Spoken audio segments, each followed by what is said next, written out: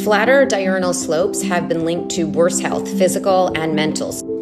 Okay, so you can see right here where it says patient values, you can see that it's pretty much this flat line, right? It doesn't have that nice curve.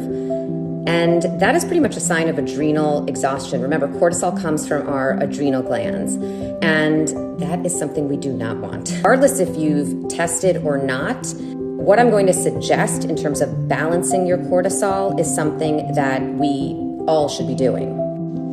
Okay, so what can you do to balance those cortisol levels? One, live a nutritious life. So let's start with diet. Of course, a whole food healthy diet, adequate calories, adequate carbs, and you may specifically want to skip your healthy carbs in the morning and have them at night instead.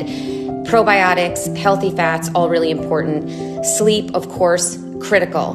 But supplements, you definitely want to speak with someone. Magnesium, a B complex, omega-3s, and adaptogens may be appropriate for you. Also, exercise, really important, but consider the type of exercise you're doing. You can get out in nature, meditate.